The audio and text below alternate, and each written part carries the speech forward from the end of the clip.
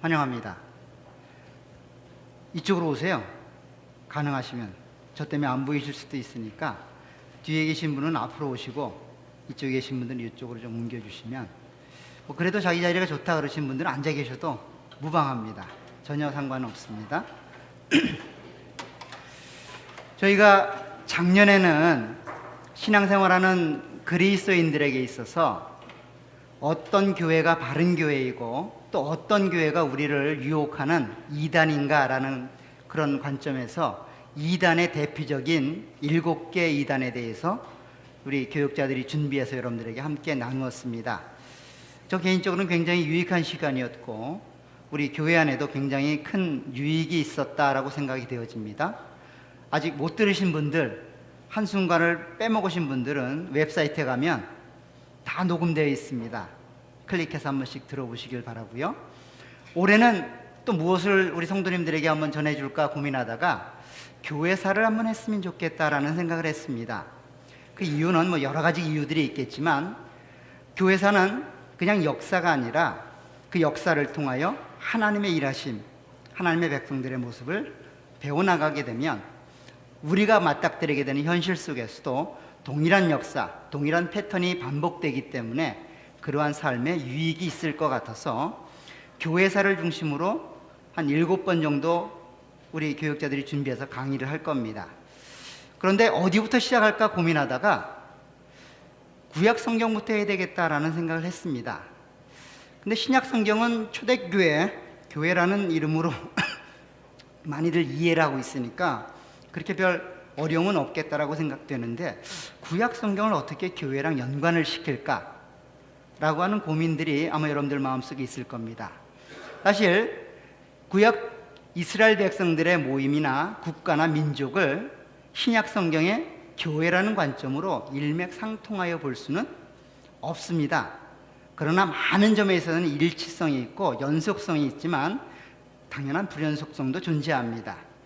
그러나 특별히 신약 성경이 구약 이스라엘 백성들의 역사를 교회로 보고 있기 때문에 우리는 구약 성경부터 좀 시작을 하면 좀 더 유리하겠다, 유익하겠다라는 생각을 해보았습니다. 특별히 한 시간에 39권의 분량된 내용을 전달하기란 굉장히 쉽지 않지요.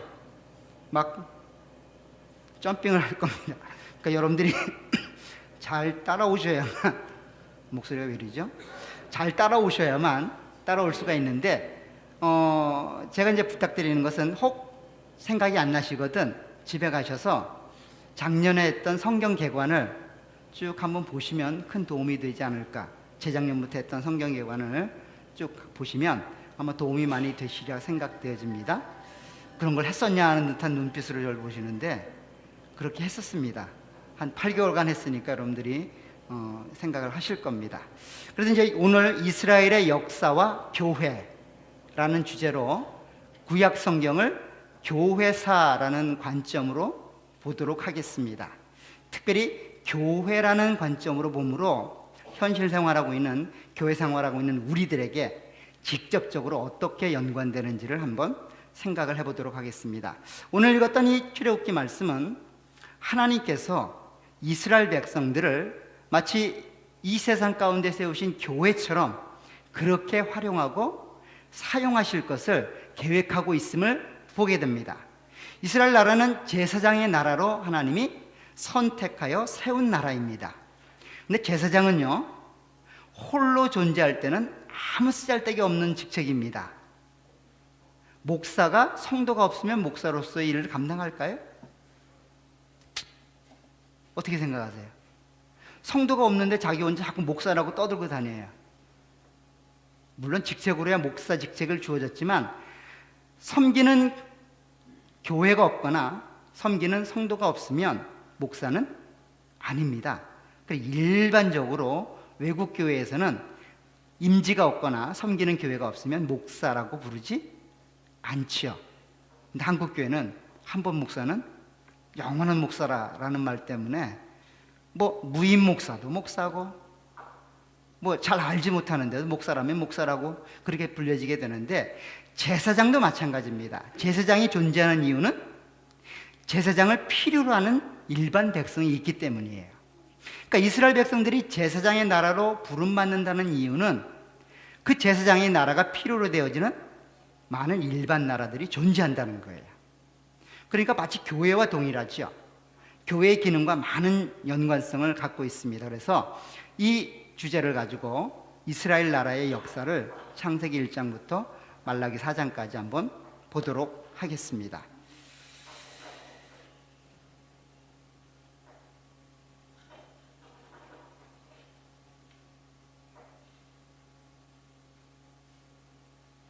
자, 전도서 1장 8절에서 10절을 보면 우리가 꼭 기억해야 되는 한 가지 중요한 말이 있습니다. 모든 만물이 피곤하다는 것을 사람이 말로 다 말할 수는 없나니 눈은 보아도 족함이 없고 귀는 들어도 가득 차지 아니하도다. 이미 있던 것이 후에 다시 있겠고 이미 한 일을 후에 다시 할지라. 해 아래에는 새 것이 없나니 무엇을 가리켜 이르기를 보라 이것이 새 것이라 할 것이 있으랴. 우리가 있기 오래전 세대들에도 이미 있었느니라. 이게 역사를 바라보는 성경의 시각입니다. 여러분들이 생각할 때 기발한 아이디어, 여러분들이 생각할 때 이거는 이전엔 존재하지 않았던 그런 내용이야 라고 생각하는 것이 있을까요? 없죠. 과거에 다 존재했던 내용들이 반복할 뿐이고 과거에 존재했던 내용들이 다른 형태로 나타날 뿐이에요.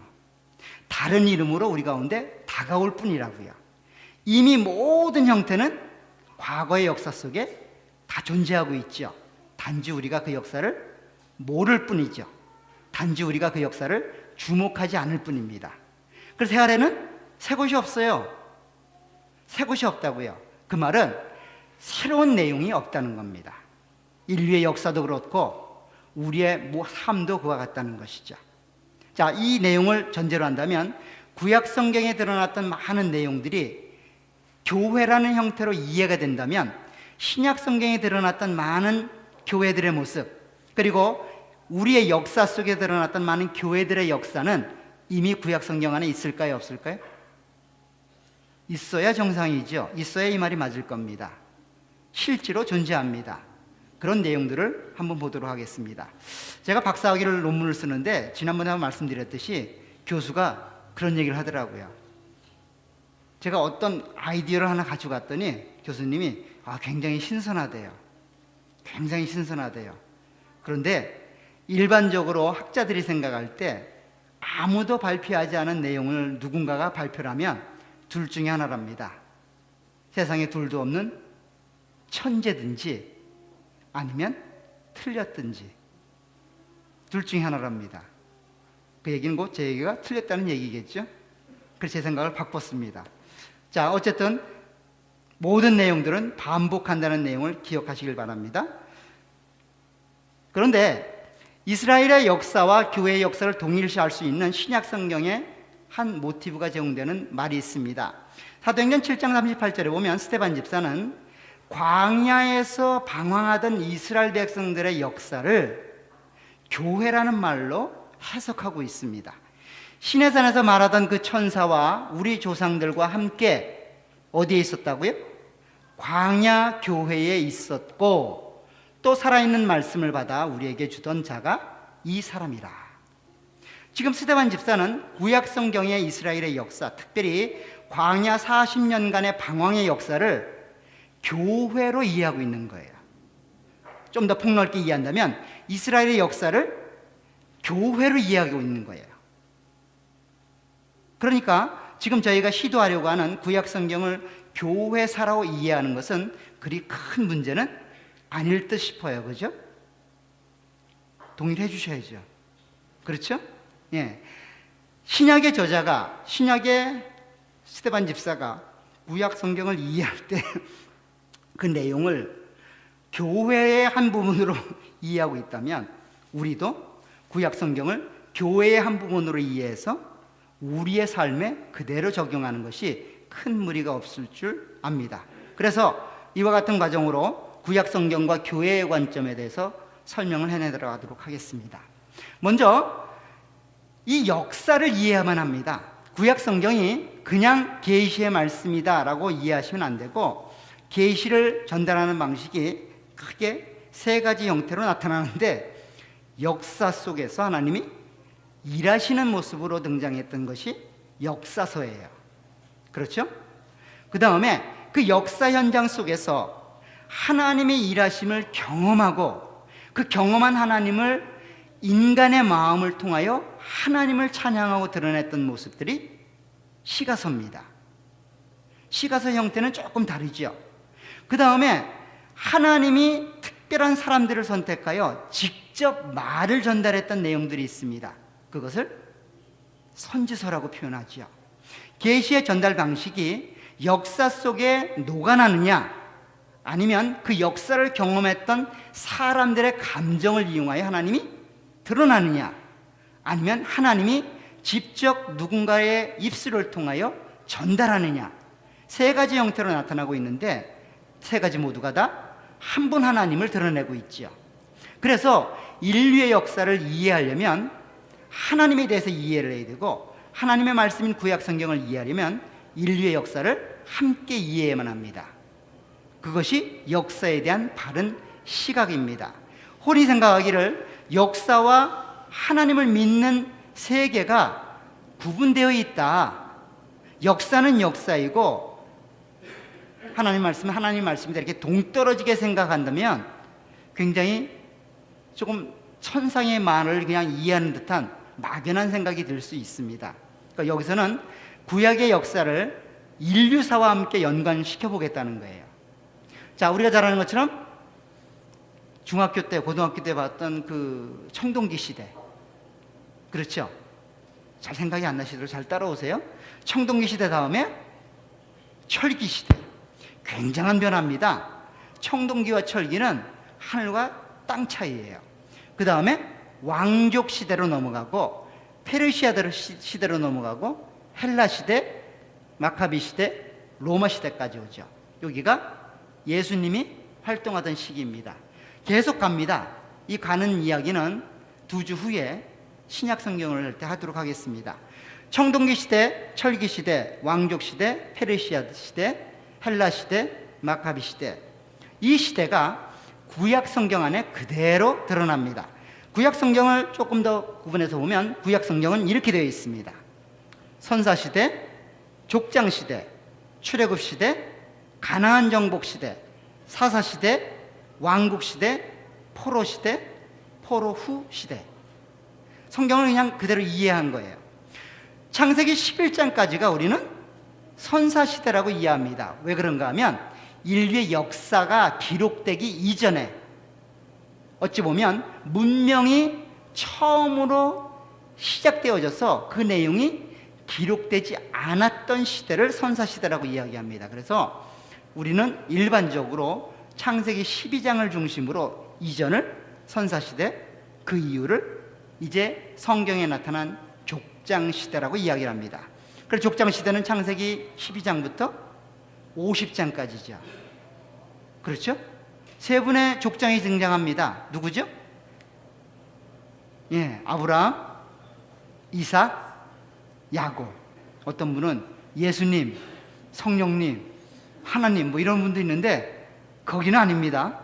아브라함, 이삭, 야곱까지입니다. 어떤 분은 또 요셉 얘기가 많이 나오니까 요셉을 또 이렇게 드시는 분들이 있는데 요셉은 족장에 들어가지 않습니다. 족장 시대가 끝이 나고 나서 사실은 애굽에서의 생활이 존재합니다. 근데 그 애굽에서의 생활도 청동기 시대 안에 들어가죠. 그래서 이 사실은 가나안 정복 시대까지가 청동기 시대입니다. 청동기 초기, 중기, 그 다음에 후기 시대입니다. 그 다음에 사사 시대부터 아까 말씀드렸던 철기 시대가 도래해요. 철기 시대가. 그리고 사사 시대를 지나서 왕국 시대가 도래할 때 왕국 시대가 세계사에서 동일하게 등장을 합니다. 포로 시대가 페르시아 시대죠.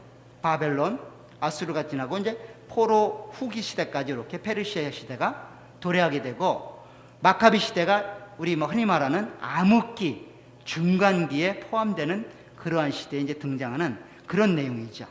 그래서 성경의 역사를 이해하는 것과 인류사를 이해하는 것과 굉장히 유사점이 있는데 두 개를 함께 모아봤습니다. 그럼 이렇게 됩니다. 자, 청동기 시대는 크게 초기, 중기, 후기 이렇게 나타납니다. 그래서 초기는 선사시대, 창세기 12장 이전의 시대, 그 시대를 초기 시대라고 이해할 수 있고요. 중기는 족장시대, 아까 말씀드렸던 아브라함부터 야곱으로 이야기되어지는 창세기 50장까지의 내용이 청동기, 중기 시대에 해당합니다. 후기 시대는 출애굽할 때까지, 그리고 가나안의 정복의 역사가 진행되는 여호수아까지가 청동기 후기 시대로 포함이 되고 있습니다. 그리고 나서 이제 철기 시대가 넘어가면 사사 시대가 등장하는데, 여러분들 사사 시대에 이스라엘 백성들이 굉장히 곤욕을 치르게 되지요. 뭐 때문에 그럽니까? 철병거가 등장을 해요. 그죠? 그 당시 철이라고 하는 거는 청동기와 싸워서 게임이 안 되는 거예요. 마치 그런 겁니다. 여러분들이 라디오를 듣고 있다가 스마트폰을 갖는 거예요. 이렇게 굉장한 차별이 있는 그런 시대적인 변화를 겪게 되는 게 사사시대입니다. 그리고 나서 왕국시대가 등장을 하고 페르시아 시대에 포로시대와 포로후시대가 등장을 하죠. 그리고 헬라시대 때 이제 중간기가 등장하는데, 이 중간기에는 우리는 암흑기 이렇게 이야기하게 됩니다. 자, 조금 더 자세하게 써보았습니다. 여기 보게 되면 이제 성경의 권수와 내용들이 그 시대에 이제 어떻게 연결이 되는지를 한번 써보았어요. 초기가 선사시대, 창세기 1장부터 11장. 중기가 족장시대, 창세기 12장부터 50장. 후기가 출애굽 정복시대, 출애굽기 1장부터 여호수아 24장까지. 사사시대는 사사기와 룻기가 포함이 되지요. 그 다음에 왕국시대는 사무엘서, 열왕기서, 역대기서, 그 안에 시가서가 포함되고 대선지서가 소선지서와 함께 포함이 되지요. 근데 다 포함되는 것이 아니라 이사야, 예레미야, 호세아부터 스바냐까지가 들어가게 됩니다. 페르시아 시대에는 포로 시대와 포로후 시대가 되는데, 다니엘서, 그 다음에 에스겔, 그 다음에 에스더, 느헤미야, 에스라, 학개, 스가랴, 말라기, 이런 내용들이 페르시아 시대에 쓰여진 그 시대적인 내용과 저작 시기가 곧게 포함이 되게 되고, 헬라 시대는 중간기, 암흑기라고 말하는 그 시대, 하나님이 400년간 혹은 450년간 말씀을 중단하지요. 그래서 암흑기라고 이야기합니다. 이렇게 표현이 되고 있습니다. 자, 구약 성경을 읽을 때 여러분들이 기억을 해야 되는 한 가지가 있습니다. 왜냐하면 이 이스라엘의 역사가 한국의 경상도만한 땅인데, 만약에 한국의 경상도에 관계된 일이라면 여러분들이 훤히 알 수 있는 분도 있고 없는 분도 있죠. 저는 경상도를 잘 모릅니다. 왜냐하면 경상도가 제 고향이 아니기 때문이죠. 근데 만약에 경상도가 고향인 분은 뭐 이렇게 쭉 얘기하면 거기는 높은 지대야. 거기는 저 밑에 있는 지역이야. 이렇게 지리 감각이 있게 되면 성경에서 나오는 이야기들을 쉽게 이해할 수 있습니다. 근데 지리 감각이 없잖아요. 그러면 굉장히 헷갈립니다. 이게 뭔 얘기인지, 왜 글로 가는지, 거기에서 왜 싸움을 하는지, 이렇게 굉장히 어렵게 되는데, 특별히 고대 근동 지역을 여러분들이 좀 생각해 보실 필요가 있어요. 자, 여기 보시면 여기서 이스라엘 땅이 어딜까요? 굉장히 어렵죠. 이게 어디가 바다고 어디가 땅인지 잘 모르시겠죠. 자, 여기가 지중해입니다.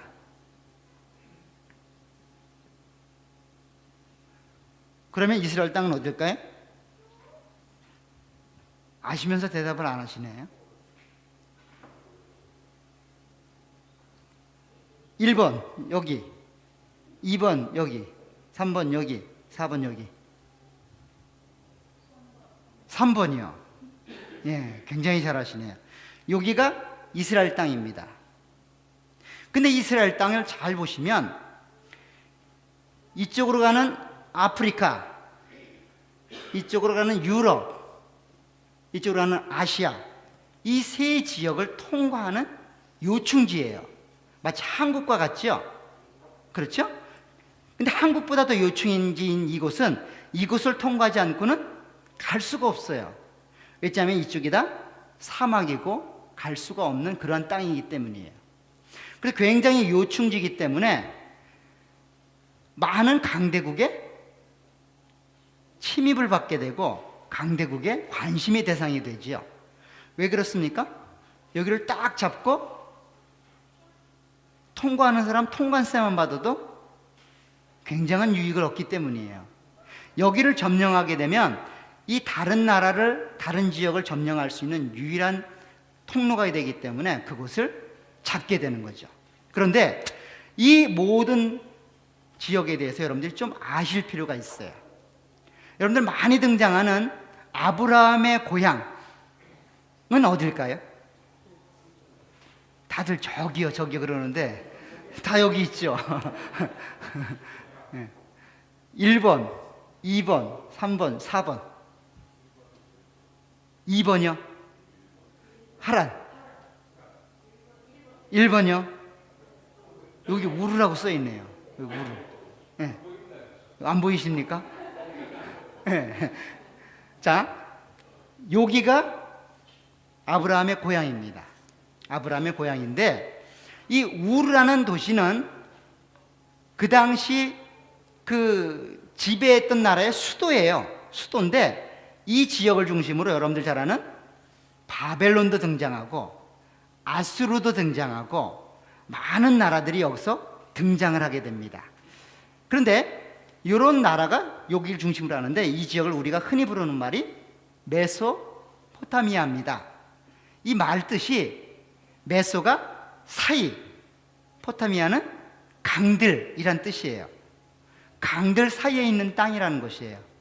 유프라데스 강과 티그리스 강 사이에 있는 땅, 거기 어디에?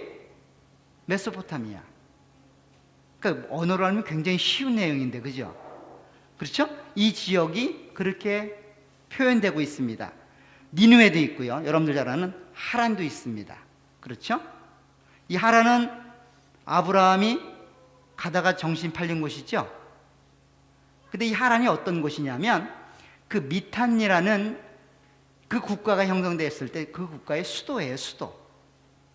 그러니까 이 도시에서 출발해서 여기까지 가보니 여기도 살만한 땅이었거든요. 그래서 뿌리를 내리려고 했죠. 하나님이 안 된다 그래서 몰고 간 곳이 이 가나안 땅입니다. 그렇죠? 가나안 땅이 되고 그 다음에 여기는 어딜까요? 애굽 땅, 이집트입니다. 이집트. 그러니까 여러분들이 이집트도 이해해야 하는 것이 굉장히 가까워요. 그죠? 그래서 이집트와 이스라엘이 늘 만나고 헤어지고 만나고 헤어집니다. 이쪽 메소포타미아 지역도 늘 만났다 헤어졌다 만났다 헤어졌다 그러죠. 강대국이 애굽으로 넘겨가면 이스라엘은 애굽에 붙고 이쪽 메소포타미아 지역에 강대국이 형성되면 그쪽으로 붙게 되고 이렇게 왔다 갔다 할 수밖에 없는 그런 운명에 처하죠. 그런데 한 번 강대해진 나라가 있었습니다. 그게 언젠가요? 다윗 때, 솔로몬 때. 다윗과 솔로몬 때는 굉장히 강성해서 이쪽에서 오고 이쪽에서 오게 되죠.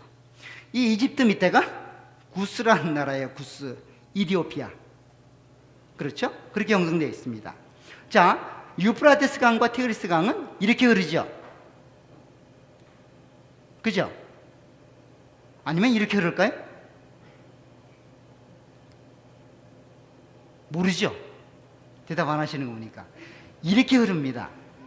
자, 그 다음에 여기도 요단강이 있는데 요단강은 어떻게 흐를까요? 갈릴리에서 사해로 갈까요? 사해에서 갈릴리로 갈까요? 예. 이 위에가 갈릴리고 밑에가 사해입니다. 그래서 이렇게 흐릅니다. 그럼 여기는 이게 무슨 강일까요? 나일강. 안 가봐도 애굽에 있는 나일강은 알잖아요. 나일강은 어떻게 흐를까요? 이렇게 흐를까요? 이렇게 흐를까요? 여기도 이렇게 흐르고 여기도 이렇게 흐르니까 아마 이렇게 흐르지 않을까?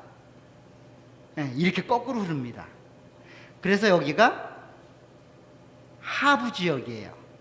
상부는 이 위입니다. 여기가 하부 지역인데 이 하부 지역에 이 델타라고 하는 아주 비옥한 땅이 있는데 그 땅에 고센 땅이 있어요. 그리고 그 고센 땅에 이스라엘 백성들이 머무르게 되죠. 그렇죠? 이렇게 지리적으로 조금 이해하실 필요가 있습니다. 그리고 성경을 읽으실 때 이렇게 지도책 하나 옆에 딱 끼시고 읽게 되시면 굉장히 쉽게 그리고 굉장히 이해하기 쉬우실 겁니다. 자, 그런 내용을 다시 한번 살펴보면 이렇게 됩니다.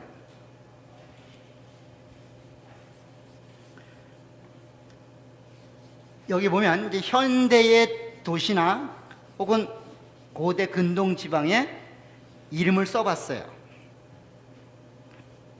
보이시죠? 자, 메데, 엘람이라는 나라가 여기 있습니다. 바빌로니아는 나라도 있고요. 아시리아가 있고, 그렇죠? 하란이라는 나라인데 미탄이라는 나라가 있죠. 수도입니다, 하란이. 그 다음에 이스라엘이 이렇게 존재하는 것이고요. 그 다음에 이집트가 있고, 이집트 안에 어퍼, 구스, 이디오피아가 존재하죠. 그래서 굉장히 멀리서 온 거예요. 구스, 이디오피아에서 온 여왕이나 이런 분들이 오는 걸 보면. 그 다음에 여기 보면 이제 히타이트 엠파이어가 있는데 역사를 보게 되면 이 사이프러스의 섬에 사람들이 살게 되었는데 그 사람들이 공격을 받게 돼요. 그래서 흩어지게 되는데 하나는 이쪽 이집트를 통해서 이렇게 올라오게 되고 하나는 이쪽 소아시아를 통해서 들어오게 되는데 그게 히타이트라고 얘기합니다. 그리고 밑으로 왔던 사람들은 블레셋이라는 이름으로 나중에 남게 돼요. 그래서 블레셋 병거가 자리하게 되고 그 청동기와 싸워서 승리하게 되는 그런 역사가 있게 되죠. 그래서 이렇게 여러분들이 좀 구약 성경을 읽을 때는 이런 지도를 머릿속에 좀 갖고 계시면 좋을 것 같아요. 자, 이제 좀 더 구체적으로 이스라엘이라는 나라를 한번 생각해 볼게요. 자, 이스라엘 나라도 그냥 플랫한 나라가 아니에요. 여기 캐나다처럼 플랫하잖아요, 여기. 그죠? 제가 이제 2003년에 해밀턴에 와서 공부를 하는데 공부하는 많은 사람들이 있지 않았어요. 한 몇 명이 이제 공부를 하는데 제가 있는 지역이 마운틴 지역이에요. 그래서 마운틴 지역에 학교가 있는데 로키 산맥에서 온 친구가 하나 있었습니다. 그 친구가 하는 얘기가 자기는 마운틴이라 해서 굉장히 기대를 하고 왔대요. 왜냐하면 로키에서 살기 때문에 산이 좋아서 4년간 공부를 하는데 이 공부하는 이 지겨운 시간을 산속에서 하게 되니 그래도 내가 참을 수 있을 것 같다라는 생각을 가지고 그 열망 하나 가지고 신학교를 들어왔습니다. 근데 들어와서 너무 놀랐다는 거예요. 어디가 마운틴이냐는 거예요. 여기가 마운틴이다. 여기가 무슨 마운틴이냐고. 산이 어디냐고. 저 밑에 다운타운보다 좀 높지 않느냐. 그러니까 절개지가 돼가지고 이쪽 나야가라 폴스를 쭉 가다 보면 절개지가 돼 있어요. 하이웨이를 달리다 보면 이쪽 오른편 쪽으로 이렇게 산이 하나 있죠. 거기가 다 마운틴 지역입니다. 그 도시를 따라서 마운틴이라고 다 불러요. 그냥 조금 높이가 다르서 마운틴이라는 거죠. 그래도 온타리오는 굉장히 플랫한 곳이죠. 이것처럼 이스라엘 땅도 지형이 있습니다. 굉장히 지형이 높을까요? 낮을까요? 아니면 플랫할까요? 잘 모르죠. 안 가봤으니까 모르죠. 저도 잘 모릅니다. 근데 연구를 해보니까 굉장히 특징이 있더라고요. 우선 이쪽 서부 지역에는 평야가 있습니다. 평야가. 그래서 일반적으로 적박불이 흐르는 땅 하면 이 블레셋 평야를 주로 말을 합니다. 그곳은 아주 옥토밭이 있어요. 마치 로키 산맥 저쪽에 있는 브리티시아 콜롬비아처럼 그곳에 많은 그 농작물들이 잘 읽고 달게끔 그렇게 되어 있죠. 그리고 이 중간에는 보시면 이렇게 산이 많잖아요. 그죠? 이게 다 산입니다. 이 중간에는 산이 있어요. 그래서 산악지대라고 표현합니다. 산악지대가 표현되어 있고 산 사이에 협곡이 내려가 있어요. 그 협곡으로 요단강이 흐르는 겁니다. 그럼 협곡이란 말은 그 맞은편에도 산이 있다는 거예요. 그 산이 있죠. 느보산도 있고 이쪽에 헐몬산도 있고 이렇게 이쪽에 또 이렇게 산이 하나 이렇게 있는 겁니다. 그래서 4개의 지형적 특징이 있습니다. 서부 평야지대, 서부 산악지대, 대협곡지대, 그리고 동부 산악지대. 그리고 어찌 보면 이스라엘 땅은 산이 굉장히 많은 땅이에요. 예루살렘 성은 평지에 있을까요? 산에 있을까요? 산 꼭대기에 있어요. 산악지에 있으니까. 그래서 여러분들이 보시면 사사기나 여호수아에서 보면 갈렙이 저 산지를 내게 주소서라고 말을 하잖아요. 대부분 사람들은 그러잖아요. 왜 하필 산을 달라 그랬을까? 평야를 달라리지. 바로 이 중앙 땅을 달라는 거예요. 그러니까 이 서부 중간 지역은 다 산악지대는 거죠. 거기에 다 농사 짓고 삶을 살아가게 됩니다. 자, 다시 한번 입체적으로 보게 되면 이렇게 되어 있습니다. 보이시죠? 그래서 여기 보게 되면 자, 이쪽으로 이렇게 평야지대가 있어요. 여기 평야라고 써 있죠. 네게브 평야 이렇게 써 있고 여기가 산지로 이렇게 되어 있습니다. 그 다음에 여기가 골짜기가 되어 있죠. 이게 갈릴리고 이게 사해입니다. 그리고 갈릴리와 사해를 연결하는 요단강 동편에는 또 산이 있는 거예요. 여러분들 헐몬산에서 눈이 녹아내리는 그런 이야기도 있는 것처럼 가장 높은 산이죠. 갈멜산은 여기 있고요. 이런 식으로 쭉 되어 있습니다. 자, 요거를 조금 더 단면들을 보게 되면 이렇게 되어 있습니다. 여기 보시면 평야지대가 여기 있는 거예요. 그렇죠? 지중해가 있고 그 다음에 산이 이렇게 높습니다. 예루살렘도 있고 기럇 여아림도 있고 굉장히 높습니다. 그 다음에 한없이 떨어집니다. 해수면보다도 낮은 데가 어디예요? 사해죠. 굉장히 낮고 다시 산으로 올라가죠. 느보산, 헤브론이 있죠. 그래서 여리고를 통과하지 않고는 이쪽 동편으로 갈 수 없다는 이야기가 이렇게 산이 가로막고 있기 때문이에요. 그래서 여리고를 통과하지 않으면 못 가는 거예요. 그렇게 여러분들이 이해하셔야지 아, 성경이 왜 이렇게 쓰고 있고 왜 이렇게 표현하고 있구나라는 것들을 알게 되실 겁니다. 자, 구약 성경을 보면 총 39권으로 되어 있죠. 그죠? 39권으로 되어 있는데 역사서와 시가서와 선지서라고 아까 말씀을 드렸어요. 이 구분 안에서 하나님이 계시하시는 계시의 방식이 다르다고 하는 것들을 이해하셔야 돼요. 그 계시의 방식이 다르다고 하는 것들을 이해하신다면 그 계시를 읽는 방식도 달라져야 된다는 이야기입니다. 여러분들이 누군가가 리포트한 내용을 그대로 읽는다면 리포트하는 기분으로 읽겠죠. 누군가가 그 사건을 시적으로 표현했다면 시를 통해서 그 일어난 사건들을 이해하려고 노력하겠죠. 그렇죠? 이것처럼 하나님의 계시가 다른 방식으로 이해하고 있는데 오늘 우리가 교회사, 역사로 이해할 때는 이쪽에 있는 역사를 중심으로 이해하겠다는 거예요. 나머지는 조금 다른 각도로 표현되고 있기 때문에 그거는 여러분들이 하나님의 교회 안에서 어떤 작용을 하는지만 살펴보겠다는 거예요. 자세한 내용들은 집에 가서 여러분들이 성경개관을 보시면 그 안에 나와 있으니 그렇게 이해를 해주시면 좋겠습니다. 그래서 역사를 중심으로 재배를 하면 이렇게 됩니다. 창세기부터 느헤미야까지가 역사입니다. 그리고 그 나머지의 책들은 그 사이사이로 들어가게 되죠. 그래서 창세기와 출애굽기 다음에는 레위기와 민수기 9장까지가 출애굽할 때 이스라엘 백성들이 시내산에서 받은 율법의 내용을 기록하고 있죠. 기억하시죠? 예. 그 다음에 민수기 10장부터 다시 여정이 시작되어 모압 평지 앞까지 오게 되죠. 그래서 신명기는 역사에 들어가지 않습니다. 그래서 창세기, 출애굽기, 민수기만 사실은 모세오경에서 역사를 담고 있죠. 그 다음에 정복 시대인 여호수아, 그 다음에 정착 시기인 사사기, 그 다음에 왕정 시대로 넘어가는 사무엘상, 사무엘하, 열왕기상, 열왕기하, 그 다음에 바로 바벨론 포로 시대입니다. 그렇잖아요, 그죠? 열왕기하가 어떻게 끝나요? 이스라엘이 유다가 남았는데 유다가 망하는 걸로 끝나는 게 열왕기하예요. 그렇죠? 그 다음에 뭐겠어요? 바벨론 포로 시대가 되는 거죠. 그럼 역대기는 어딜까요?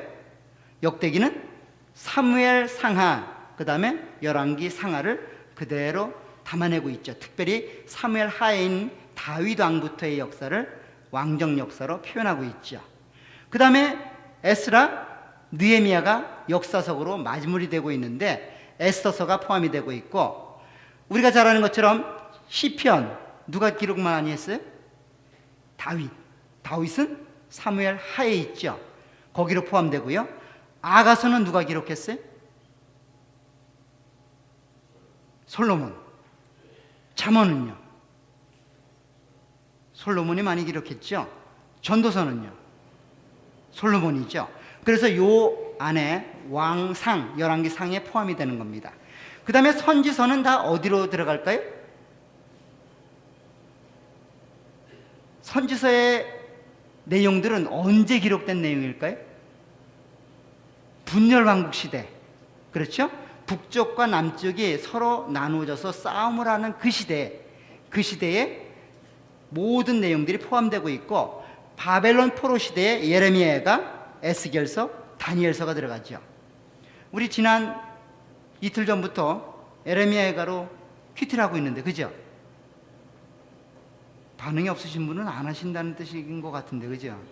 예레미야 애가로 우리가 큐티를 하고 있습니다. 슬픔을 노래하는 그런 5편의 노래가 기록되고 있죠. 그 다음에 에스겔서, 다니엘서가 있고, 학개와 스가랴는 성전 재건을 촉구하는 그러한 선지서죠. 그래서 에스라와 함께 포함이 되고 있고, 말라기서가 느헤미야와 함께 들어가는데, 사실 에스라와 느헤미야는 동시대니까 말라기가 더 뒤로 가죠. 어떤 사람은 에스더서를 이쪽 뒤로 놓는 분들도 있어요. 최종적으로 기원전 430년까지 보는 사람들도 있습니다. 그러면 사실은 에스더서가 굉장히 끝에 가 있는데, 왜 밑으로 왔냐면 에스더서는 사실 이스라엘 땅에 있는 유대인들에 관한 이야기가 아니라 그 엠파이어 왕국 속에 살고 있는 디아스포라인 유대인들에 관한 이야기이기 때문에 조금 다른 각도로 쓰고 있죠. 그래서 이 내용들을 역사적으로 이해하게 되면 조금 더 쉽게 이해하지 않을까라고 생각됩니다. 자, 이제 거시적 관점에서 구약성경을 한번 보도록 하겠습니다. 그러면 도대체 구약성경이 뭐에 관한 이야기인가? 한마디로 한번 서술해 보십시오 라고 하면 뭐에 관한 이야기 같습니까? 구약성경이 뭘 말하려고 하는 걸까요? 여기 써 있다고요? 예, 써 있죠. 예, 창조, 타락, 그리고 구속에 관한 이야기예요. 자, 창조의 이야기는 하나님의 에덴 동산, 그리고 하나님의 대리적 관계로서의 인간, 그 위치를 설명하고 있는 것이 창세기 1장, 2장까지에 관한 이야기죠. 그 다음에 타락에 관한 이야기가 있습니다. 3장에 관한 이야기인데, 이 타락을 통하여 에덴 동산으로부터 추방을 당하지요. 그 말은 곧 하나님과 관계가 끊어진다는 이야기고, 더 이상 생명을 얻을 수 있는 방법이 제한되고 가로막혀 있다는 이야기입니다. 하나님과 분리된 관계로 살아갈 수밖에 없는 모습이죠. 그런데 하나님이 여기서 그냥 추방, 끝 이러고 계시나요? 아니죠. 하나님이 죄를 지은 그 첫사람에게 이 죄를 해결하는 방식에 대해서 약속해 주시죠. 그리고 회복한다는 이야기를 약속해 줍니다. 그 이야기가, 그 약속이 실현되는 과정이 구약의 역사예요. 그것이 개인적으로 실현되기도 하고 민족적으로 국가적으로 실현되기도 하죠. 그래서 그것을 우리는 선택, 칭의, 성화라는 말로 이해할 수 있어요. 개인적으로 이해하면 선택, 칭의, 성화가 세 족장을 통해 드러나게 됩니다. 그래서 일반적으로 이렇게 이야기합니다. 아브라함은 하나님의 선택에 관한 이야기를 예표하기 위해 쓴 인물. 그럼 칭의에 관한 인물은 누굴까요? 아브라함의 아들이었던 이삭.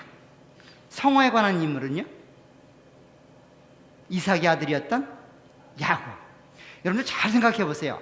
아브라함에 관한 이야기와 야곱에 관한 이야기는 굉장히 디테일하고 실수도 굉장히 많아요. 근데 이삭은 실수가 그리 많지 않고 이야기가 짧아요. 그리고 이 이야기가 가장 많은 사람은 누구예요? 야곱이죠. 어찌 보면 우리의 모습을 보는 듯한 모습이에요. 사실 하나님의 선택은 일방적으로 이루어지는 거예요. 하나님의 칭의도 일방적으로 이루어지죠.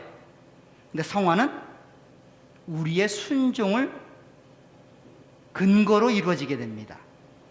그러니까 굉장히 길은 거예요. 시간적으로 따지면 순간적으로 일어나는 일들이지만 성화는 우리의 인생을 통틀어 일어나는 일들이죠. 그러니까 야곱의 인생이 그렇게 디테일한 거예요. 교회사적으로 이해하자면 그런 겁니다. 그 다음에 족장이 끝나게 되면 이 개인의 선택사는 끝이 납니다. 야곱 이후로 이제 이스라엘이라는 나라가 하나님 안에서 기록이 되고 있는 거죠. 그래서 선택받은 민족으로 하나님이 그를 부르죠. 어디로 부릅니까? 시내산으로. 우리가 조금 전에 읽었던 그런 내용이죠. 시내산에 불러내려서 언약을 맺습니다. 어떤 언약을 맺어요? 부부의 연을 맺는다고요. 그때부터 하나님은 신랑이 되시고 이스라엘은 신부가 돼요. 그때부터. 그리고 나서 그때부터 등장하는 게 뭡니까? 죄를 지으면 간음했다는 말을 써요. 외도라는 말을 쓴다고요. 그때부터. 그 이전은 없어요. 그러니까 하나님 이외에 다른 신을 쫓아가는 것은 남편을 버리고 다른 남자를 쫓아가는 거라는 거예요. 그래서 이걸 가지고 어떤 페미니스트들은 이야기합니다. 성경이 너무 여자를 학대하는 쪽으로 쓰고 있다. 성경을 너무 모르는 거죠. 문자적으로만 이해하는 거예요. 그리고 이스라엘을 처녀라는 표현으로 쓰든지 여인이라는 표현으로 쓰고 있는 겁니다. 그리고 그들이 당할 심판과 수치를 마치 겁탈을 당하는 것처럼 쓰고 있는 거예요. 이렇게 하나님이 선택하여 언약을 맺는데 부부의 연을 맺는 겁니다. 그렇죠? 그리고 내가 너를 나의 아내로 만들어 가겠다라고 약속하시고 그 약속의 표로 주시는 게 뭐예요? 율법이죠. 언약의 표를 주시는 게 율법이라고요. 그 율법을 통하여 하나님의 신부로서의 책임을 다할 수 있게끔 하나님이 은혜를 베푸시는 거예요. 그런 삶을 살아가는 게 어디입니까? 성화죠. 근데 그 사람을 제대로 살았어요? 실패하죠. 그러니까 하나님이 언약적 심판을 내려서 이방의 민족으로 끌려가는 거예요. 근데 끌려가는 게 끝이 아니라 하나님이 언약을 맺으셨기 때문에 다시 한번 돌아오게 하죠. 그게 포로에서 귀환입니다. 근데 완전한 돌아옴은 아니죠. 나라가 없어져요. 그런데도 돌아오게 하시죠. 그래서 실제적으로 그 에덴 동산으로서의 회복, 생명나무로서의 회복을 하나님이 이루시겠다고 그렇게 보여주는 게 구약의 역사입니다. 자, 좀 더 디테일하게 한번 살펴보도록 할게요. 완전한 자리에서 타락한 죄인입니다. 창조에서 타락한 인간의 모습을 기록하고 있죠. 자, 에덴 동산은 어떤 동산이에요? 완전한 공간이죠. 우리가 꿈꾸는 그런 유토피아입니다. 거기에 가면 영원히 사실 수 있어요. 거기에 가면 죄를 짓지 않고 살아갈 수도 있어요. 거기에 가면 모든 게 존재합니다. 최상의 복을 누릴 수 있어요. 그 최상의 복이 뭘까요? 하나님과 함께하는 겁니다. 여러분들 천국이 천국다운 이유는 하나님이 그곳에 계시기 때문이에요. 하나님과 함께하는 것은 세상의 어느 것보다도 우리에게 기쁨이고 감사고 우리에게 축복입니다. 지옥이 왜 이렇게 안 좋은 곳일까요? 거기에는 하나님이 안 계시기 때문이에요. 우린 생각하기를 외적인 조건이 갖춰지면 여기가 천국이라고 생각하는데 천만의 말씀입니다. 외적인 조건이 채워져도 하나님이 안 계시면 거기 어디? 지옥이라고요. 지옥. 아무리 편하고 아무리 화려해도 그곳에 하나님이 안 계시면 그곳은 지옥이라고요. 이 에덴 동산이 정말 안락하고 완전한 공산이 되는 것은 풍요롭거나 그것이 풍족해서가 아니에요. 그곳에 누가 계시기 때문에? 하나님이 계시기 때문이에요. 하나님. 교회 안에도 신앙생활하는 곳에서도 여러분들이 그렇게 생각을 하셔야 돼요. 내 인생이 하나님 안에서 복이 되려면 어떤 인생이 되어야 돼요? 하나님과 함께하는 인생이 되어야 돼요. 돈 많이 벌고 안락한 삶 살고 많은 자들에게 인정받고 그게 아니라고요. 설령 그런 삶을 못 산다 치더라도 하나님이 나와 내 인생 가운데 함께 하신다면 그게 복된 인생이라고요. 근데 만약에 내가 인생이 굉장히 풍요롭고 굉장히 안락해요. 수많은 사람들이 나를 지켜보고 내 이름을 기억해요. 그런데 하나님을 몰라요. 그럼 그 사람은 어떤 사람일까요? 가장 불행한 사람이죠. 가장 실패한 인생이죠. 그런 곳입니다. 자, 그 에덴 동산에서 가장 완전한 피조물로서의 삶을 살아가고 있죠. 피조물과 창조주의 자리를 확인하는 겁니다. 하나님은 하나님으로서, 인간은 피조된 인간의 자리를 그대로 확인받는 것이죠. 인간은 하나님의 대리적 위치에 있습니다. 그리고 그곳에서의 가장 아름다운 삶은 순종의 삶입니다. 그 순종의 삶은 뭘로 나타납니까? 동산 중앙에 있는 선악을 알겠는 나무를 손대지 않는 거죠. 자, 하나님과 함께 거하는 거룩한 공간입니다. 하나님만을 목적하는 의로운 삶이에요. 마지막이 굉장히 중요한 포인트입니다. 에덴 동산에 살아가는 가장 중요한 목적은 뭐예요? 하나님만을 섬기기 위해서예요. 우리가 교회에서 신앙생활하고 하나님을 믿는 하나님의 사람으로 살아가는 이 땅의 삶이 어떤 삶이어야 될까요? 하나님만 목적하는 삶이 되어야 합니다. 여러분들의 삶이 하나님으로 만족하는 삶을 사셔야 돼요. 하나님을 목적하는 삶을 살지 않으면 그곳은 에덴 동산이 아니에요. 여러분들이 꿈꾸는 그 목적을 이룬다 할지라도 그곳은 에덴 동산이 아닙니다. 이 에덴 동산을 하나님이 그렇게 우리 가운데 허락해 주고 계시고 그 에덴 동산을 하나님이 목적하고 계시다는 거죠. 그런데 인간이 타락했습니다. 죄를 짓죠. 그래서 그곳에서 추방을 당하게 됩니다. 자, 죄는 자신을 목적으로 하는 삶입니다. 하나님을 목적으로 하는 의로운 삶에서 죄가 들어오면 어떻게 돼요? 자신을 보게 되죠. 자신을 목적하게 됩니다. 여러분들 창세기 3장을 자세히 읽어보면 죄를 지은 아담과 하와가 첫 번째 보인 반응이 뭐예요? 하나님의 음성을 듣고 어떻게 합니까? 숨죠. 근데 왜 숨어요? 예? 예, 무서워서 숨는다 그래요. 근데 뭐 때문에 무서웠다 그래요? 사과 따먹었어요. 선악과 따먹었어요. 그래서 무서웠어요. 이게 정상 아니에요? 근데 성경은 뭐라 그래요? 내가 벗어서 두려웠습니다 라고 말을 해요. 그전에는 안 벗었나요? 이 아담과 하와는 처음부터 벗고 살았다니까요. 근데 그때는 못 느꼈단 말이에요. 벗었는지를 몰랐어요. 근데 선악과를 따먹고 나서 벗은 줄 아는 거예요. 무슨 차이가 있을까요? 그전에는 누구만 바라본 거예요? 하나님만 바라보고 타인만 바라본 거예요. 여러분들 굴뚝 청소하는 사람과 회사 다니는 사람이 둘이 딱 만나면 누가 화장실 가서 세수를 할까요? 예? 예, 회사 다니는 화이트 칼라가 화장실 가서 세수를 한답니다. 왜 그럴까요? 예, 그 앞에 사람 보니까 얼굴 시커멓거든요. 나도 저렇겠구나라고 생각해서 하는 거죠. 그런데 자기 자신을 보기 시작하면 누가 가서 씻을까요? 거울을 보기 시작하면 굴뚝 청소하는 사람이 씻기 시작하는 거죠. 부끄러움을 느낀다고 하는 이야기는 시각이 하나님만 바라보고 타인만 향했던 것이 자신을 향하고 있는 거예요. 어느 순간 자기를 보니까 벗은 거예요. 아이고 창피해. 이렇게 되는 거죠. 죄는 그런 겁니다.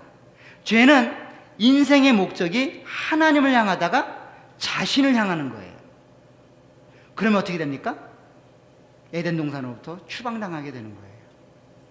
하나님과 관계가 끊어지게 되는 겁니다. 그렇죠?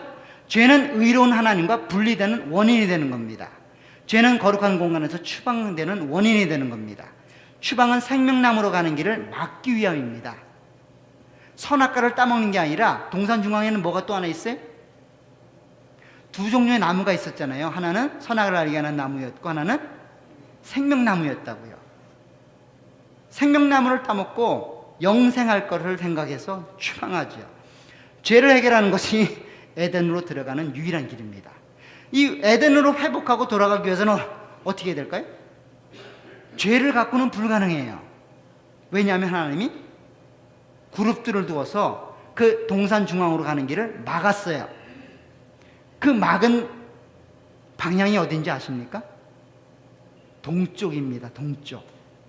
그래서 유대인들은 묘지를 쓸 때 어디를 바라보는지 알아요? 다 동쪽을 바라봅니다. 성막은 어디에 출입구가 있을까요? 동쪽에 출입구가 있습니다. 왜냐하면 그쪽으로 에덴 동산을 향하기 때문이에요. 그렇죠?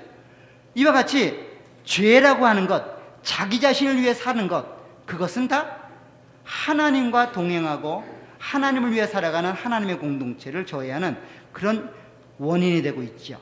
자, 이런 에덴 동산의 회복을 목적하는 역사가 이스라엘의 역사고 하나님의 역사하심의 목표입니다. 자, 약속이 주어지고 있죠. 창세기 3장 15절 한번 볼까요? 창세기 3장 15절에 보게 되면 하나님이 죄를 지은 아담과 하와에게 이런 약속을 줍니다. 내가 너로 여자와 원수가 되게 하고 내 후손도 여자의 후손과 원수가 되게 하리니 여자의 후손은 내 머리를 상하게 할 것이요 너는 그의 발꿈치를 상하게 할 것이니라. 결국 하나님의 인류의 역사가 어떻게 진행될 것인가라고 하는 것들을 미리 얘기하시는 거예요. 제일 처음의 역사는 여자와 뱀이 원수가 되는 것이고 그 다음에 나오는 세대들의 역사는 뭐예요? 여인의 후손들, 복수입니다. 뱀의 후손들, 복수입니다. 하나님의 사람들과 세상과 싸움을 한다는 거예요. 그리고 마지막에 가서는 여인의 후손인 단수 그리고 사단이 싸움을 해서 누가 이긴다는 거예요? 여인의 후손이 이긴다는 거예요. 그 여인의 후손이 오게 하게끔 하나님이 하실 것이고 그 여인의 후손인 그 사람을 통하여 하나님이 거하시는 에덴 동산으로의 회복을 시키겠다는 거예요. 다른 말로 하면 사단을 파멸의 늪으로 떨어뜨리고 우리를 추방하게 만들었던 죄를 해결하여 우리를 회복하겠다는 거예요. 하나님과 함께 살도록 하겠다는 거죠. 그런 약속의 말씀이 주어지고 있습니다. 그래서 갈라디아서 4장 4절에 가면 이런 표현이 있습니다. 갈라디아서 4장 4절 한번 보세요.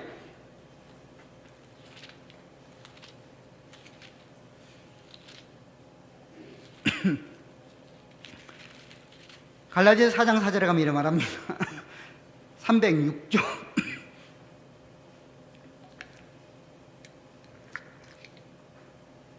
신약성경 306쪽에 보면 때가 참에 하나님의 그 아들을 보내사 여자에게서 나게 하시고 율법 아래에 나게 하신 것은 율법 아래에 있는 자들을 속량하시고 우리로 아들의 명분을 얻게 하려 하심이라.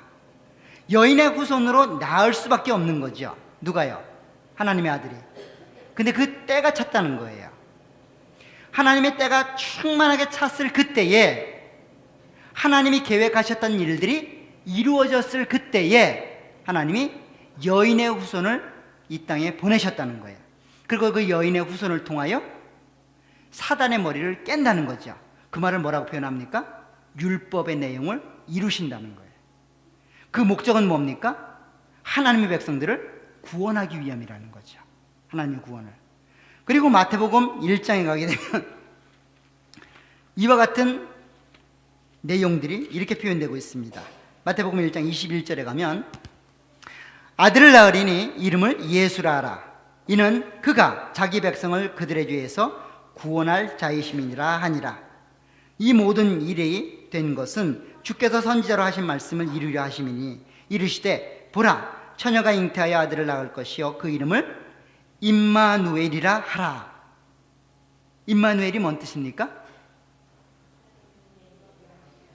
잘 모르죠? 하셨으니 이를 번역한즉 하나님이 우리와 함께 계시다 함이라. 자, 하나님이 함께 계신다는 말이 뭐예요? 구약 성경으로 이해하면 에덴 동산으로서의 회복이에요. 거기에 누가 계시기 때문에? 하나님.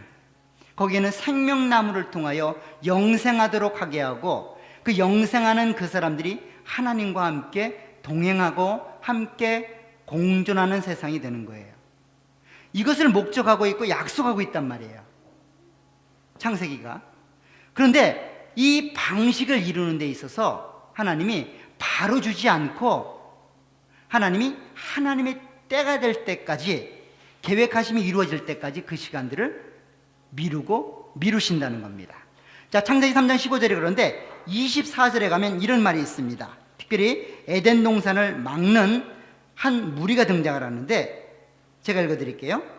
이같이 하나님이 그 사람을 쫓아내시고 에덴 동산 동쪽에 그룹들과 두루 도는 불칼을 두어 생명나무의 길을 지키게 하셨다라고 말합니다. 결국 하나님께 갈 수 있는 길들을 하나님이 막으셨다는 거예요. 언제까지야? 그때가 될 때까지. 그때가 언제입니까? 여인의 후손이 이 땅에 오셔서 사단을 무찌를 때까지. 그런 내용이 잘 나타난 것이 이 여인의 후손이었던 예수님이 오셔서 십자가에 달려 돌아가셨을 때 나타나는 현상이죠. 십자가에 돌아가셨을 때 나타나는 현상이 여러 가지가 있습니다. 그런데 대표적인 현상은 뭐예요? 지성소로 가는 휘장이 위에서부터 아래로 쫙 하고 찢어졌다는 거예요. 그런데 그 휘장에 수놓아진 개체들이 있습니다. 수놓아진 내용물들이 있어요. 누굴까요? 그룹들. 그렇죠? 자, 출애굽기를 한번 보세요. 여기 오면 출애굽기 26장을 한번 보세요. 출애굽기 26장에 가면 이렇게 되어 있습니다. 31절에 너는 청색, 자색, 홍색 실과 가늘게 꼰 배실로 짜서 휘장을 만들고 그 위에 그룹들을 정교하게 수놓아서 금 갈고리를 네 기둥 위에 늘어뜨리되 그 네 기둥을 조각목으로 만들고 금으로 싸서 네 은받침 위에 둘지며 그 휘장을 갈고리 아래에 늘어뜨린 후에 증거궤를 그 휘장 안에 들여놓으라. 그 휘장이 너희를 위하여 성소와 지성소를 구분하리라. 하나님이 계신 곳을 휘장으로 막아놓고 있는데 하나님의 임재의 상징인 시온소가 있는 그 법궤를 막고 있는 그 휘장의 위엔 뭐가 있다는 거예요? 그룹들이 있다는 거예요. 결국 에덴 동산을 가는 길을 막고 있는 상징적인 내용으로 하나님께 가는 길을 막고 있는 거죠. 그렇죠? 그런데 그 하나님께 가는 길들이 열리게 된 거예요. 언제예요? 예수님이 십자가에 달려 돌아가셨을 때 위로부터 아래로 갈라져서 누구든지 그리스도를 통하여 그 하나님께로 갈 수 있는 길이 열린 겁니다. 구약적인 표현에 의하면 누구든지 에덴 동산으로 향하여 생명나무를 따먹고 영생할 수 있는 길이 열린 겁니다. 불칼과 두루도는 화영검과 그룹들이 사라져버린 거예요. 동쪽의 그 문들이 열려진 겁니다. 누구를 통해서요? 여인의 후손을 통해서. 그렇게 하나님이 일들을 해나가신다는 거예요.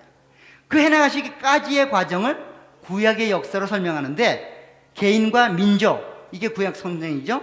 그리고 에덴에 가는 길을 여시는 과정으로 구약 성경이 우리 가운데 주어지고 있다는 겁니다. 빨리 가야 되는데, 그죠? 자, 구약 성경은 구속, 회복의 역사입니다. 그래서 중기 청동기 시대 때부터 한번 보도록 할게요. 중기 청동기 시대는 뭐라 그랬어요? 아까 족장 시대라 그랬죠? 자, 족장 시대입니다. 세상 나라가 등장을 해요. 4장부터 11장에 보게 되면 여러 가지 특징들이 등장하는데, 하나님의 사람들과 세상 사람들이 서로 경쟁을 하다가 세상 사람들의 여자들을 하나님의 사람들이 좋아하기 시작합니다. 그래서 다 타락을 하죠. 그래서 하나님이 안 되겠다 싶어서 물로 심판을 합니다. 그게 노아의 홍수예요. 그리고 인류는 다 사라지고 노아와 세 아들만 남게 되죠. 그리고 나서 다시 인류의 역사가 진행이 되는데, 11장에 오면 여러분들 잘 아는 것처럼 바벨탑 사건이 있습니다. 이 바벨탑 사건을 인류의 역사학자들은 뭐냐고 보냐면, 아까 보신 그 우르 있죠? 그 신할 땅 우르 지역에 지구르트라는, 역사학자들이 다 동의하는데 지구르트라는 큰 성을, 큰 탑을 쌓게 돼요. 인류학자들은 지구르트라고 말하는데 성경은 뭐라고 말하는 거예요? 그걸 바벨탑이라고 얘기하는 거죠. 세상 나라가 스스로 종전하고 스스로 유지하기 위하여 나라를 만들겠다는 거예요. 그래서 하나님이 언어를 혼잡시켜서 그들의 요구와 그들의 계획을 파헤치시죠. 파하게 되고, 하나님이 하나님의 뜻 안에서 하나님의 나라를 스스로 세우시겠다라고 생각하고 처음 선택한 사람이 누구예요? 우르 땅에 있던 아브라함. 그게 이제 11장 하반부터 선택의 역사로 들어가게 되는 거죠. 자, 그래서 타락으로 심화되어가는 세상 시대입니다. 하나님의 심판으로도 회복이 불가능하죠. 물로 심판했는데 심판받은 사람들의 심령이 어려서부터 악하다라고 표현을 해요. 그래서 심판을 유보하는 약속을 주십니다.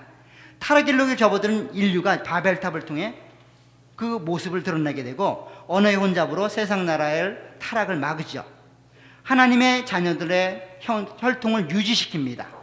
이런 과정 속에서 셋에서 노아로, 노아에서 셈으로, 셈에서 데라로, 데라에서 아브라함이 이제 선택되게 되는 거예요. 그래서 창세기 12장부터 우리는 하나님의 나라의 시작, 교회의 시작이라고 설명할 수 있는 거예요. 왜냐하면 세상 나라에 대한 반대쪽에서의 모습이기 때문이죠. 하나님이 세우신 하나님의 나라, 교회라고도 설명될 수 있죠. 그래서 족장사는 선택의 역사입니다. 한 명씩 선택을 받게 되는 거죠. 처음에는 이스마엘과 이삭의 상태에서 이삭이 선택이 되고, 두 번째는 쌍둥이 형제였던 에서가 탈락하고 동생인 야곱이 선택되는 거예요. 그래서 에돔은 이방으로, 이스마엘은 이방으로 그렇게 버림받게 되고, 하나님의 족장사가 선택의 역사로 연결이 되게 되죠. 하나님 나라의 건설이 약속되게 됩니다. 약속의 땅을 자손에게 주겠다라는 약속으로 그 약속이 주어지게 되겠죠. 아브라함에게도 주어지고 이삭에게도 주어지고 야곱에게도 주어집니다. 그래서 선택, 의롭게 됨, 거룩하게 됨을 세 명의 족장을 통하여 보여주고 있고, 그것은 바로 아브라함, 이삭, 야곱이죠. 미래의 예피적인 기능으로 이스라엘과 교회가 이와 같은 형태로 갈 거라는 거예요. 교회의 모습을 보려면 창세기를 보시면 됩니다. 여러분 개인의 신앙을 보시게 되면 이와 같이 세 사람의 이야기를 읽어보시면 여러분들의 미래에 대한 이야기로 이해가 가능하실 겁니다. 자, 그런 하나님의 시작된 나라가 이제 잉태기에 들어갑니다. 개인의 역사로 끝나는 그 이스라엘의 역사가 이제 민족으로 가기 위해서 그 중간 과정이 필요해요. 400년간 하나님이 그 잉태를 하게 합니다. 어디에서요? 애굽에서. 자, 야곱의 아들들이었던 그 12명의 아들, 그 다음에 그 아내와 자부와 손자들이 내려가게 되는데 70명이 내려가죠. 70명 갖고는 불가능한 거죠. 그래서 430년간 이스라엘 땅을 비워두십니다. 그리고 그들을 잠깐 어디로 옮겨요? 애굽으로 옮깁니다. 왜 애굽으로 옮겼을까요? 허구만한 나라 중에 하필이면 애굽일까요? 그 당시 애굽이 최고로 강대 국가가 있기 때문이에요. 애굽 안에 들어가서 거기서 그냥 둥지를 틀고 있는 거예요. 언제까지요? 숫자가 찰 때까지. 나라로서의 기능을 감당할 때까지. 다른 말로 하면 아모리 족속의 죄악이 관영할 때까지 기다리는 거예요. 교회라고 하는 그 기능은 사실 우리만 잘 되려고 하는 게 아니죠. 세상을 향하여 하나님의 뜻을 전달하고 하나님의 의를 전달하는 기능을 하죠.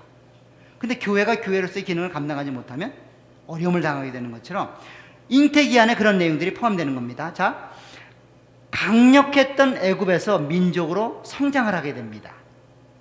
70명에서 60만 장정으로 성장을 하게 되는 거죠. 가나안 족속의 죄악이 아직 관영하지 않는 것을 이유로 제시합니다. 창세기 15장 16절에 등장하죠. 하나님 나라 교회의 기능을 잘 보여주고 있죠. 하나님 나라 교회의 목적은 하나님을 섬기는 공동체, 모세가 바로에게 밝힌 거죠. 자, 때가 돼서 430년이 지났을 때에 모세가 바로에게 가서 뭐라고 얘기합니까? 이제 우리가 떠나야 되겠다는 거예요. 떠나는 이유가 뭡니까? 떠나는 이유가 뭐예요? 가서 하나님을 예배하고 섬기고 돌아오겠다는 거예요. 자, 교회의 목적은 일이 아닌 겁니다. 교회는 왜 존재해요? 하나님을 예배하기 위해 존재하는 겁니다. 하나님을 섬기기 위해 존재하는 거예요. 이게 호도되게 되면 자꾸 일로 간다고요. 일하려고 모이는 것 같아. 사역을 하려고 모이는 것 같아. 아니에요. 사역을 핑계 삼고 일을 핑계 삼아서 하나님을 알아가는 거예요. 하나님을 섬기는 거라고요. 좀 더 진실되게, 좀 더 하나님을 성실하게 섬기기 위해서 그러한 일들이 주어지는 거예요. 직분은 왜 주어집니까? 내가 잘나서 주어지는 거예요? 하나님을 잘 섬기기 위해서 주어지는 거예요. 하나님을 잘 알아가기 위해서 주어지는 거죠. 그렇게 나타나고 있고, 하나님의 때를 기다리고 준비해야 합니다. 그렇죠? 바로 안 보냅니다. 굉장히 오랜 시간들을 허비하죠.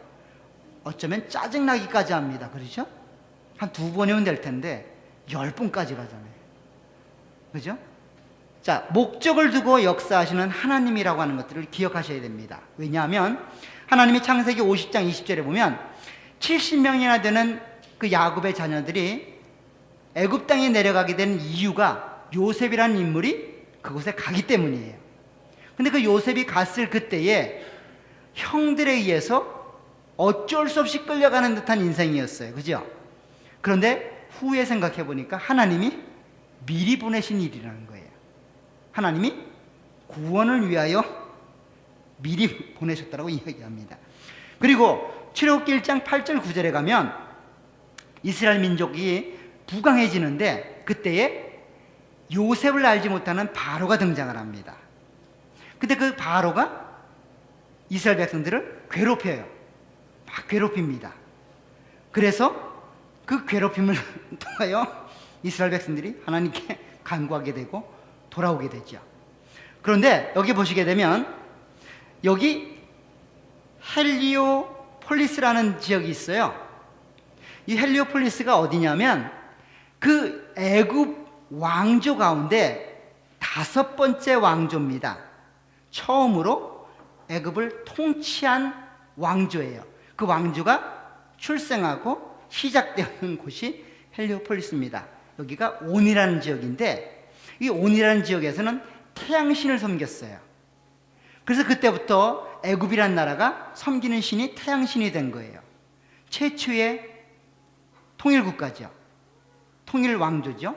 그런데 요셉의 와이프가 보디베라의 딸이었는데 그 사람이 바로 이 온의 제사장이라고 그러죠. 그렇죠? 굉장히 명망이 있고 굉장히 권세가 있었던 그런 제사장으로서 어찌 보면 애굽 안에서의 최고의 종교 지도자였던 그 사람의 사위가 되는 겁니다. 그만큼 요셉이 강력한 자리에 가는 거예요. 가는 이유가 뭘까요? 예, 때를 기다리는 겁니다. 언제까지요? 60만이 찰 때까지. 나라로서의 기능을 감당할 때까지 하나님이 보호하고 보호하기 위하여 하나님 그렇게 인도해 가는 거죠.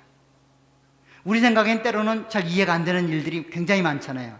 교회 일들이나 개인이나 가정의 속에서 하나님을 믿고 의지하는 것들을 여러분들이 연습하셔야 돼요. 그게 교회이고 그게 하나님 믿는 신앙의 모습입니다. 그걸 누굴 통해서 볼 수 있어요? 요셉을 통해 볼 수 있는 거죠. 요셉을 통해서. 그렇게 여러분들이 이해하셨으면 좋겠습니다.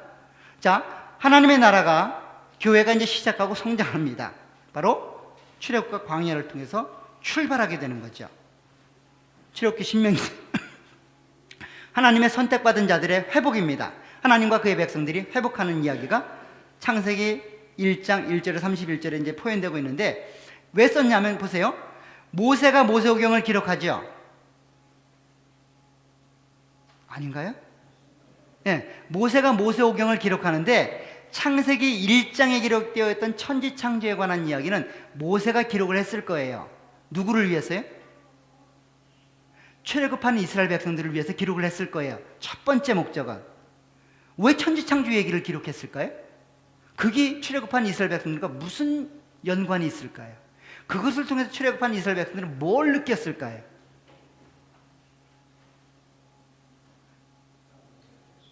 네, 하나님이 창조했다?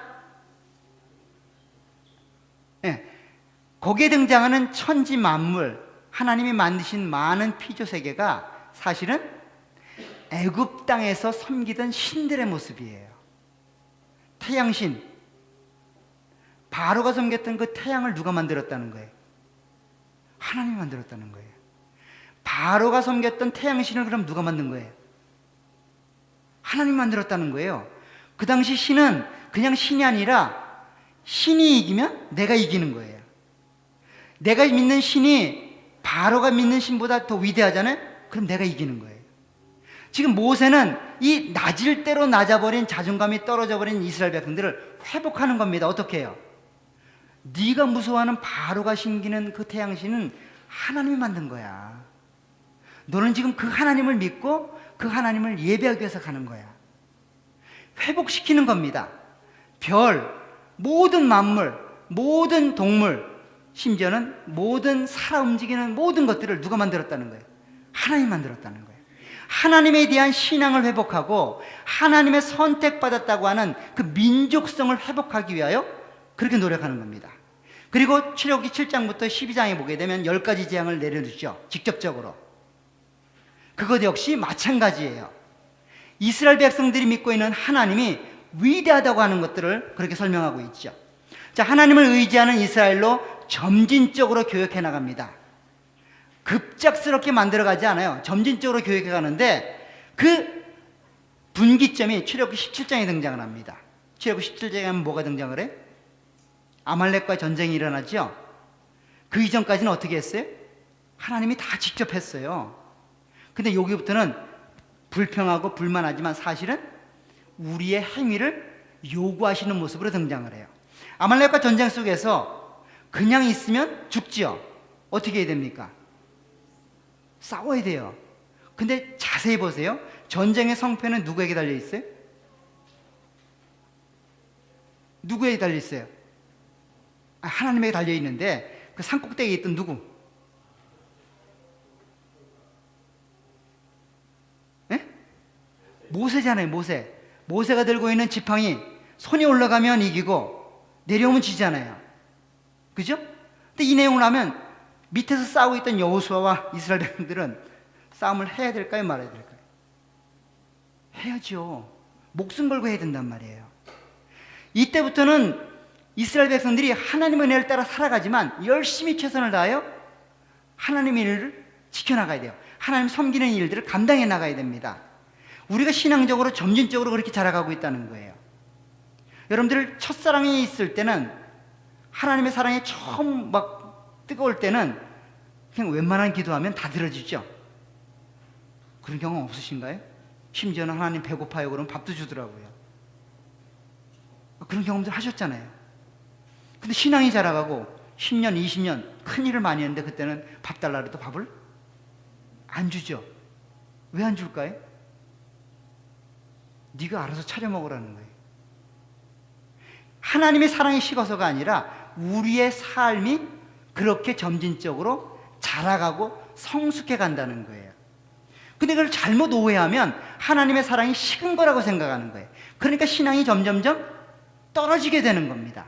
아니에요. 점점점 열심을 내서 하나님 말씀 앞에 내 자신을 쳐서 복종하라는 거예요. 그전에는 그냥 딸려가는 삶을 살았다면 이제는 내가 노력해서 그 삶을 감당해 가라는 거예요. 그게 교회이고 그게 신앙생활이에요. 하나님은 그렇게 역사해 가십니다. 자, 교만한 이스라엘을 낮추기 위하여 40년간 광야를 걷게 하시죠. 그렇죠? 자, 율법을 주십니다. 순종을 요구하는 형태죠. 언약 백성으로서 성막과 제사제도를 주심으로 완전한 구속이 미래에 예표되고 있다는 내용을 설명하고 있죠. 이게 출애굽기에 관한 이야기입니다. 광야에서 이스라엘 백성들이 배워야 되는 내용이죠. 그 다음에 가나안에 도착해서 정복을 하는 이야기가 등장을 합니다. 약속의 땅에서 살아가는 방식이죠. 그 방식이 뭡니까? 헤렘입니다. 헤렘을 지키지 않았던 사람이 누구예요? 아간. 아이성 전투에서 이스라엘 백성들이 망하게 되고 지게 됐죠. 이유가 뭡니까? 범죄를 했어요. 그 범죄가 뭐예요? 다 버려야 되고 다 태워야 되는데 남긴 겁니다. 하나님의 백성으로 이 땅에 살아가면서 승리하는 삶을 살고 위대한 삶을 살려면 어떻게 해야 돼요? 세상 것을 다 버려야 됩니다. 요거 정도는 요거는 못 버리겠는데 이러면 어떻게 돼요? 이렇게 되는 거예요. 이게 제 얘기가 아니고 성경 얘기라고. 내가 생각할 때 요거는 괜찮을 것 같은데, 내가 생각할 때 이건 아직은 아닌 것 같은데, 내가 생각할 때 이거 정도는 괜찮지라고 하는 세상적인 내용들을 끌어안게 되면 어떻게 돼요? 그 공동체는 망하는 겁니다. 자기 혼자 끝나지 않는다니까요. 여러분들이 잘못되면 누가 가장 피해를 많이 받아요? 제가 가장 많이 피해를 받죠. 여러분들 주변에 있는 사람이 가장 피해를 많이 받는 거예요. 그게 공동체입니다. 그게 교회예요. 아간의 범죄가 아간으로 끝나면 좋겠는데 아간으로 안 끝난다니까요. 이스라엘 전체가 고난을 당하게 됩니다. 하나님의 약속을 의지하여 약속의 땅을 정복해야 될 책임이 있습니다. 하나님을 믿고 따라가는 삶을 위해 하나님이 가나안 족속을 남기시는 겁니다. 다 암울하네요. 이놈들이 순종 하나 보겠다는 거예요. 내 말처럼 정말 모든 것들을 믿고 버리나 안 버리나 보겠다는 겁니다. 하나님을 의지하고 믿고 따라가는 삶을 실패하게 되죠. 사사기 2장에 가게 되면 얼마나 실패하는지 그 정복 세대가 죽고 나자 어떻게 됐다 그랬어요? 한 명도 안 남고 다 죄악된 길로 갔다는 거예요. 한 명도 안 남고. 어떻게 이럴 수가 있을지 모르겠어요. 근데 잘 보세요. 이 출애굽기 시대가 더 편안합니까? 가나안 땅이 더 편안합니까? 정말요? 출애굽할 때는 하나님이 때 되면 만나도 내려주시고, 야 추우니까 불기둥 내가 줄게. 야 이제는 떠나야 돼. 여기는 멈춰야 되겠다. 40년간 발이 부러뜨지도 않고 옷 걱정할 필요도 없고 먹을 것 걱정할 필요도 없었어요. 근데 여기 들어오니까 어때요? 싸우지 않으면 죽어요. 농사 짓지 않으면 굶어 죽어요. 왜 그렇습니까? 만나가 똑 떨어졌거든요. 여기는 정복해야 될 땅이 있다고요. 어디가 더 편할 것 같아요? 그래도 가나안 땅입니까? 광야예요? 어디를 원하세요, 여러분들? 광야를 원하십니까? 여기 가야 되는데. 약속의 땅에 가야 되는데. 신앙이 그렇다고요, 여러분들. 우리는 그냥 하나님이 그냥 금방 하나 뚝딱 해서 다 주면 좋겠다라고 생각해요. 근데 신앙이 자라가면 내가 그 일을 감당해야 돼요. 가나안 땅은 가고 싶다고 가고 가기 싫다고 안 가는 것이 아니라 하나님이 출애굽한 목적은 뭐예요? 여기 가는 거예요. 가기 싫다고 버팅기다가는 온몸이 피투성이가 돼서 끌려가는 곳이 여기라고요. 여러분들이 교회를 통해 하나님을 알아가고 하나님을 배워나가는 과정은 바로 이런 삶을 살아가게 하기 위함이에요. 근데 이곳에서 정말로 마음속에 두어야 될 건 뭐예요? 하나님을 의지하는 거예요. 하나님을 신뢰하는 겁니다. 그걸 어디서 배우는 거예요? 광야에서 배우는 거예요. 40년간 배운 거예요. 뭘 통해서요? 만나를 통해서. 하나님이 다 준비하시고 다 내려주신다고 하는 것들을 체험적으로 하는 겁니다. 그리고 나서 이것을 삶으로 살아가는 거예요. 그게 신앙생활이고 그게 교회의 모습입니다. 자꾸만 광야만 머물러서는 안 돼요. 왜 광야의 삶이 가나안 땅에는 없지라고 자꾸 과거에만 휩싸이고 사시면 안 된다고요. 열심히 여러분들이 노력을 하셔야 됩니다. 그렇게 되면 이렇게 되는 거예요. 광야와 출애굽. 광야 정복 시대는 이런 식으로 돼 있고 출애굽 땅이 이렇게 돼 있죠. 출애굽 시대에는 하나님이 그냥 무작정 내려줍니다. 근데 가나안 정복과 정착은 내가 살아야 되는 거예요. 근데 내가 사는 게 아니죠. 하나님이 사시는 겁니다. 내가 살지만 내가 산다라고 고백하지 않아요. 하나님이 사신다고 고백해요. 그게 신앙의 성숙이고 신앙의 완성입니다. 자, 이렇게 해서 새로운 시대로 이제 들어가게 되는데 그것이 바로 사사시대입니다. 아까 말씀드렸죠. 청동기 시대와 철기 시대는 하늘과 땅 차이라고요. 컴퓨터가 없던 시대와 컴퓨터가 있던 시대가 된 거예요. 우리 생각에는 문명이 그 정도 발달하고 사회가 그저께 살기 좋게 됐다면 신앙이 성장해야 되는 거 아닐까요? 좋아졌는데. 성경에서 가장 타락한 시대를 살았던 시대가 언제인데? 사사시대예요. 아이러니하지 않습니까? 바로 우리가 지금 그런 시대에 살고 있다고요. 조금 있으면 AI 시대가 됩니다. 이미 됐죠? 우리는 생각할 겁니다. 너무 좋을 것 같아. 로봇가 다 해줄 것 같아. 유럽에는요, 설교하는 로봇가 있대요. 전 세계 유명한 목사님들 데이터가 다 들어가 있어서 굉장히 유명한 설교할 수 있대요. 그런 교회가 곧 도래할 거래요. 여러분들 생각 어떠세요? 야, 좋겠다. 영어 이제 고생 끝입니다. 하나가 들고 다니면 다 통역해 줍니다. 한국말 하면 영어로 다 나옵니다. 굉장히 좋을 것 같으죠? 이거 꿈 같은 얘기가 아니라니까 실제로 있어요. 실제로 학원 강사가 로봇가 하는 강사가 있다니까요, 한국에. 영어 강사가 로봇이에요. 그런 시대가 오면 우리는 어떨 것 같아요? 굉장히 좋을 것 같으죠? 아니요. 더 타락한 길로 갈지도 모르겠어요. 여러분, 가나안 성도가 가나안 성도 뭔지 알지요? 교회 안 나가는 성도들. 안 나가. 가나안 성도가 왜 나오는지 아세요? 인터넷이 발달해서 나타난 거예요. 그들은 뭐라고 생각해요? 주일날 인터넷 하나 틀어놓고 설교 한 편 들으면 그것이 예배라고 생각하는 거예요. 굳이 교회에 가서 사람들과 부딪히면서 그 마음 아픈 사람들을 안 살리겠다는 거예요. 그 인터넷이 없었으면 그런 성도들이 굉장히 줄어들었을 것 같아요. 문명이 발달하면 유익이 있습니다. 그런데 그 유익이 다 좋은 것만 아니에요. 깨어 있어야 됩니다, 여러분들. 그것을 표현해 주는 게 어디? 사사시대예요. 철기시대가 오면 모든 게 좋아질 줄 알았는데 오히려 타락의 길로 하나님의 공동체가, 하나님의 교회가 빠져드는 모습을 그대로 보여주고 있죠. 그렇죠? 새로운 시대의 신앙의 퇴보를 보여주는 이스라엘입니다.